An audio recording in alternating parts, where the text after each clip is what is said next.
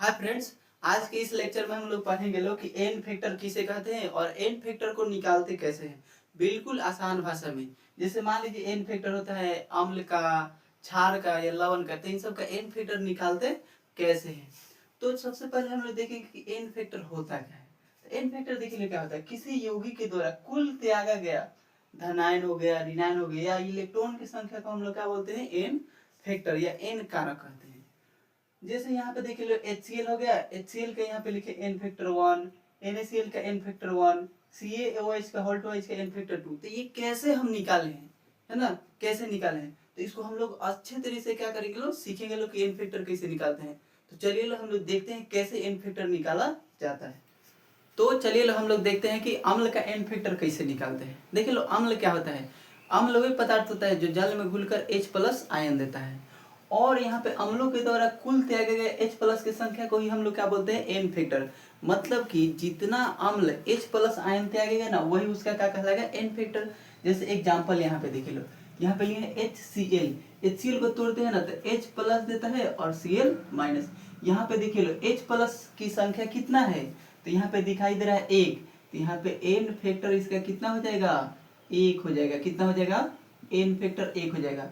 तो बोला जाएगा कि बताइए लो HCl का एन फैक्टर कितना होगा, तो 1 होगा। क्यों 1 होगा, क्योंकि इसको जब घोला जाता है ना जल में, तो एक H+ आयन क्या करता है, त्यागता है, इसलिए क्या होगा, एन फैक्टर 1 होगा। अच्छा, H2SO4 है, इसको जब जल में हम लोग घोलेंगे ना तो क्या देगा, देखिए लो 2H+ और प्लस में SO4 2-। यहाँ पे देखिए लो, यहाँ पे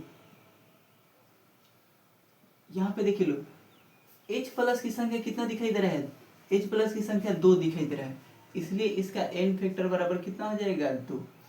H2SO4 का एन फैक्टर कितना होगा, 2, क्योंकि H+ की संख्या इसके पास कितना है, 2। अच्छा, उसके बाद HNO3, इसको हम लोग क्या करेंगे, जब तोड़ते हैं ना या घोलते हैं जल में, तो H+ 1 आता है और NO3 -1 एक आता है। तो इसमें क्या होता है, यहाँ पे देखिए लो कितना H+ दिखाई दे रहा है, 1, इसलिए इसका एन फैक्टर कितना हो जाएगा, 1 हो जाएगा। ठीक है। अच्छा, H3PO4, यहाँ पे इसको जब भी हम लोग तोड़ते हैं ना तो 3 H+ आएगा, प्लस में PO4 3- आएगा। यहाँ पे देखिए लो H+ की संख्या कितना है, 3 है, इसलिए यहाँ पे एन फैक्टर कितना आएगा, 3 आएगा। तो यहाँ पे इसको ये एसिटिक अम्ल है, एसिटिक अम्ल को तोड़ेंगे ना तो ये पे आएगा H+ प्लस में CH3COO-। यहाँ पे H+ कितना दिखाई दे रहा है, 1, एन फैक्टर कितना होगा, 1। तो आप लोगों को ये समझ में आया। मतलब इसको क्या करेंगे, जल में हम लोग को घोलेंगे और जितना H+ आएगा ना वही उसका क्या कहलाएगा, एन फैक्टर कहलाएगा। जैसे देखिए लो HCl क्या किया, 1 H+ त्यागा है, एन फैक्टर 1। H2SO4 2 H+ त्यागा है, तो यहाँ पे एन फैक्टर कितना, 2। HNO3 कितना H+ त्यागा है, 1, तो इसका एन फैक्टर कितना, 1। H3PO4 कितना H+ त्यागा है, 3, तो एन फैक्टर 3। CH3COOH कितना H+ त्यागा है, 1, तो इसका एन फैक्टर क्या होगा, 1 होगा। तो ऐसे हम लोग क्या करते हैं, अम्लों का एन फैक्टर निकालते हैं। अब हम लोग देखेंगे क्षारों का एन फैक्टर कैसे निकालते हैं। तो चलिए लोग देखते हैं क्षार का एन फैक्टर कैसे निकालेंगे। तो अब देखिए लो, हम लोग यहाँ पे क्या करेंगे, क्षारों का एन फैक्टर निकालेंगे। क्षार का एन फैक्टर क्या होता है, जैसे देखिए लो क्षार को हम लोग क्या करते हैं, जब भी जल में घोलते हैं तो क्षार जल में घुलकर OH- आयन प्रदान करता है ना, OH-। यानी क्षारों के द्वारा त्यागे गया कुल OH- की संख्या को हम लोग क्या बोलेंगे, क्षार का एन फैक्टर। यानी जितना क्षार OH- त्यागेगा वही उसका क्या कहलाएगा, एन फैक्टर। जैसे इसको हम लोग क्या करेंगे, इसको तोड़े, है ना, तो Na+ प्लस में OH- आएगा, OH- आएगा।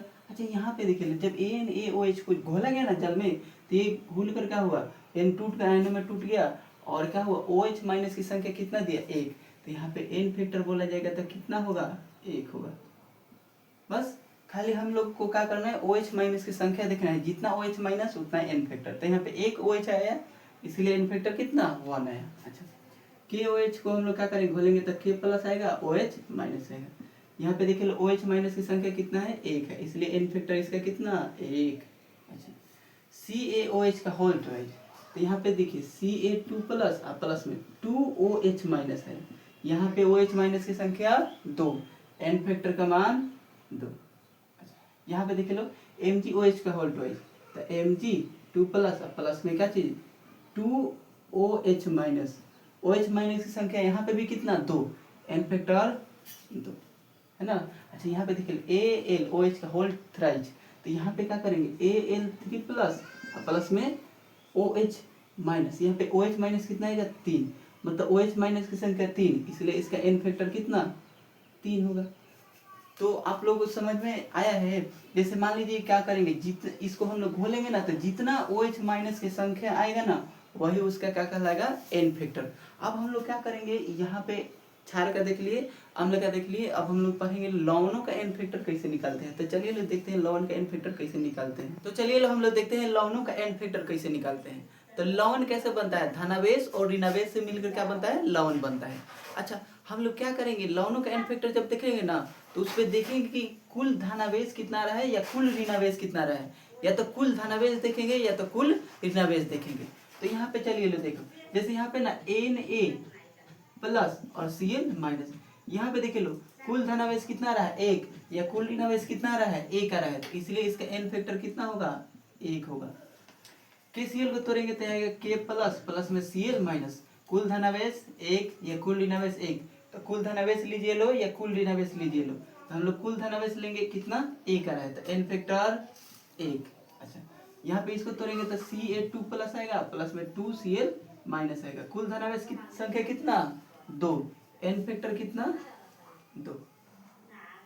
यहाँ पे देखिए लोग Na2SO4, इसको तोड़ेंगे तो Na यानी 2Na प्लस आएगा प्लस में SO4 2 माइनस आएगा, कुल धनावेश कितना 1 सोडियम पे 1 आवेश, तो 2 सोडियम पे कितना आवेश 2 आवेश, इसलिए इसका n फैक्टर कितना आएगा 2 आएगा।